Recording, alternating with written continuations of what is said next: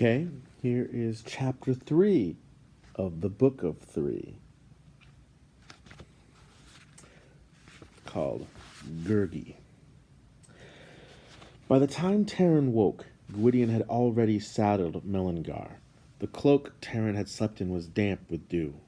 Every joint ached from his night on the hard ground. With Gwydion's urging, Taran stumbled toward the horse, a white blur in the gray-pink dawn. Gwydion hauled Taran into the saddle behind him, spoke a quiet command, and the white steed moved quickly into the rising mist. Gwydion was seeking the spot where Taran had last seen Henwen. But long before they had reached it, he reined up Melangar and dismounted. As Taran watched, Gwydion knelt and sighted along the turf. "Luck is with us," he said. "I think we have struck her trail." Gwydion pointed to a faint cache of trampled grass. "Here she slept, and not too long ago." He strode a few paces forward, scanning every broken twig and blade of grass. Despite Taran's disappointment at finding the Lord Gwydion dressed in a coarse jacket and mud-spattered boots, he followed the man with growing admiration. Nothing, Taran saw, escaped Gwydion's eyes. Like a lean gray wolf, he moved silently and easily. A little way on, Gwydion stopped, raised his shaggy head, and narrowed his eyes toward a distant ridge. "The trail is not clear," he said, frowning. "I can only guess she might have gone down the slope." "With all the forest to run in," Taran queried, "how can we begin to search? She might have gone anywhere in Prydain." "Not quite," answered Gwydion. "I may not know where she went, but I can be sure where she did not go." He pulled a hunting knife from his belt. "Here, I'll show you." Gwydion knelt and quickly traced lines in the earth.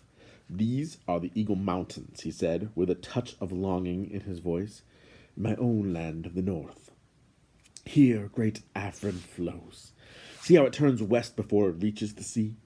We may have to cross it before our search ends. And this is the river Ystrad. Its valley leads north to Caerdathil.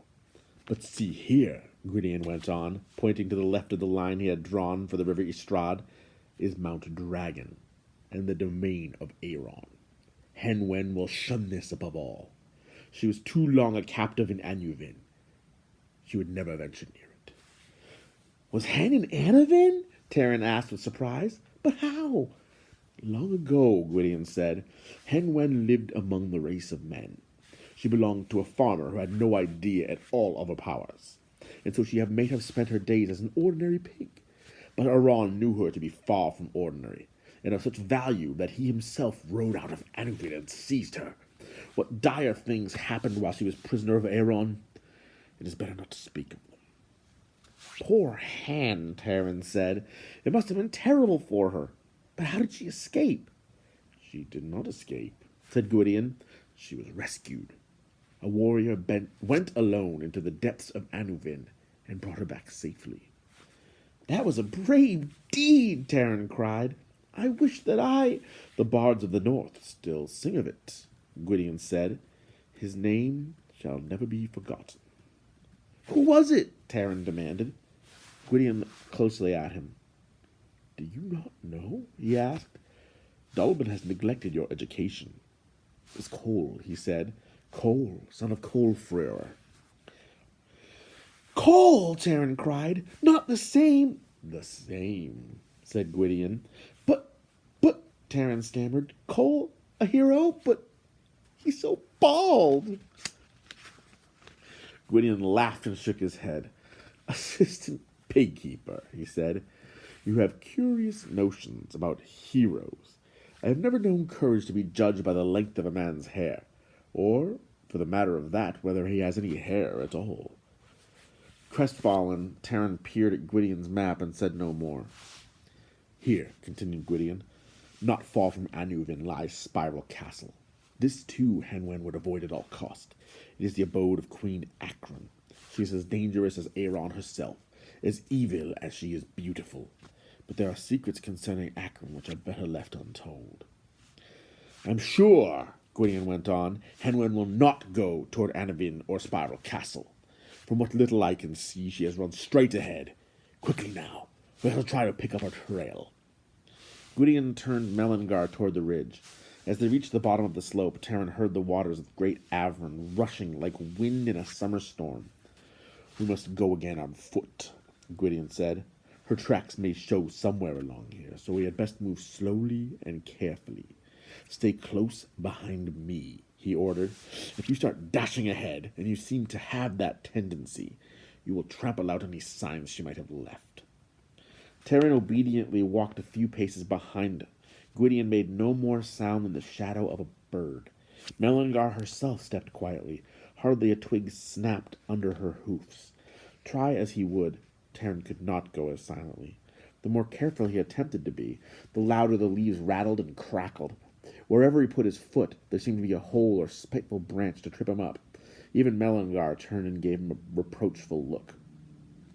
Terran grew so absorbed in not making noise that he soon lagged far behind Gwydion. On the slope, Terran believed he could make out something round and white. He yearned to be the first to find Henwen, and he turned aside, clambered through the weeds, to discover nothing more than a boulder. Disappointed, Terran hastened to catch up with Gwydion. Overhead, the branches rustled. As he stopped and looked up, something fell heavily to the ground behind him. Two hairy and powerful hands locked around his throat. Whatever had seized him made barking and snorting noises. Terran forced out a cry for help. He struggled with his unseen opponent, twisting, flailing his legs, and throwing himself from one side to the other. Suddenly, he could breathe again. A shape sailed over his head and crashed against a tree trunk. Terran dropped to the ground and began rubbing his neck. Gwydion stood behind him. Sprawled under the tree was the strangest creature Terran had ever seen. He could not be sure whether it was animal or human. He decided it was both. Its hair was so matted and covered with leaves that it looked like an owl's nest in need of house cleaning. It had long, skinny, woolly arms, and a pair of feet as flexible and grimy as its hands. Gwydion was watching the creature with a look of severity and annoyance. "So it is you," he said. "I ordered you not to hinder me or anyone under my protection." At this, the creature set up a loud and piteous whining, rolled his eyes, and beat the ground with his palms. "It is only Gurgi!" Oops. Shit. Sorry.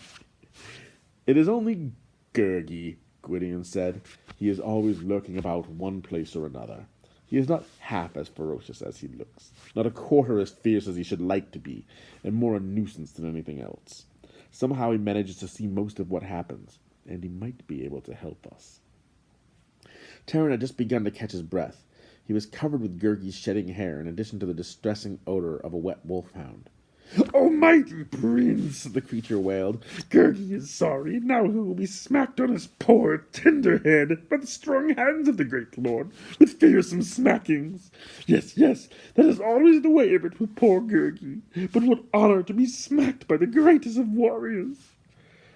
"I have no intention of smacking your poor, tender head," said Gwydion, "but I may change my mind if you do not leave off that whining and sniveling." "Yes, powerful lord," Gurgi cried. "See how he obeys rapidly and instantly." He began crawling about on his hands and knees with great agility. Had Gurgi owned a tail, Terran was sure he would have wagged it frantically. "Then," Gurgi pleaded, "the two strengthful heroes will give Gurgi something to eat? Oh, joyous crunchings and munchings!" "Afterward," said Gwydion, "when you have answered our questions." "Oh, afterward!" cried Gurgi. "Poor Gurgi can wait long for his crunchings and munchings. Many years from now, when the great princes revel in their halls, what feastings! They will remember hungry, wretched Gurgi waiting for them."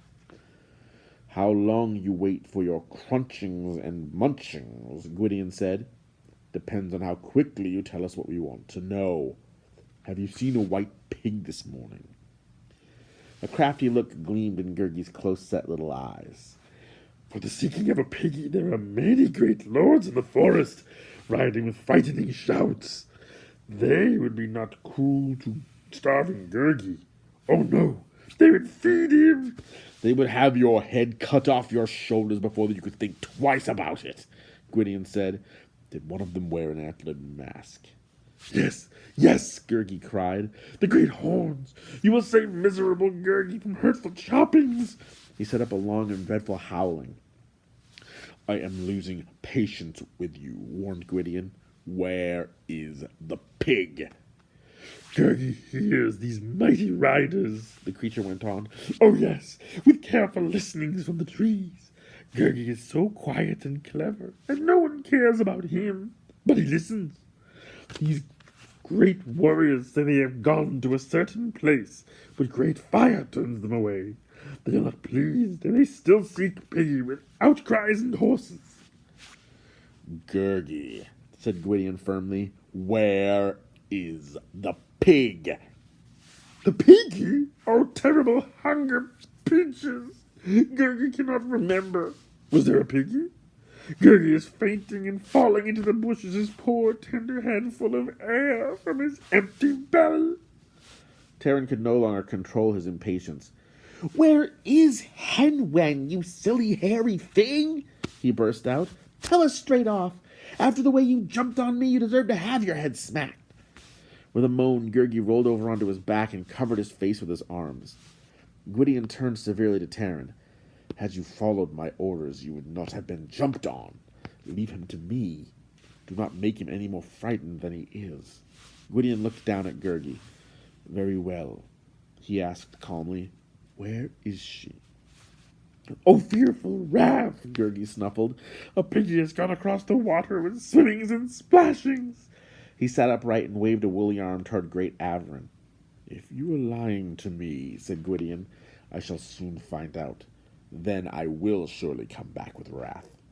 Crunchings and munchings now, mighty prince? Asked Gurgi in a high, tiny whimper. As I promised you, said Gwydion. Gurgi wants the smaller one for munchings, said the creature, with a beady glance at Taran. No, you do not, Gwydion said. He is an assistant pig-keeper, and he would disagree with you violently. He unbuckled a saddlebag and pulled out a few strips of dried meat, which he tossed to Gurgi. Be off now. Remember, I want no mischief from you. Gurgi snatched the food, thrust it between his teeth, and scuttled up a tree trunk, leaping from tree to tree until he was out of sight. What a disgusting beast, said Taran. What a nasty, vicious... Oh, he's not bad at heart, Gwydion answered. He would love to be wicked and terrifying, though he cannot quite manage it. He feels so sorry for himself that it's hard not to be angry with him. But there is no use in doing so. Was he telling the truth about Henwen? Asked Taran. I think he was, Gwydion said. It is as I feared. The Horned King has ridden to Caer Dallben. He burned it, Taran cried. Until now he had paid little mind to his home. The thought of the white cottage in flames, his memory of Dallben's beard, and the heroic Coll's bald head touched him all at once. Dallben and Coll are in peril. Surely not, said Gwydion. Dallben is an old fox. A beetle could not creep into Caer Dallben without his knowledge. No, I am certain the fire was something Dallben arranged for unexpected visitors. Henwen is the one in greatest peril. Our quest grows ever more urgent. Gwydion hastily continued. The Horned King knows she is missing. He will pursue her. Then Taran cried, we must find her before he does. Assistant pig-keeper, said Gwydion, that has been so far your only sensible suggestion.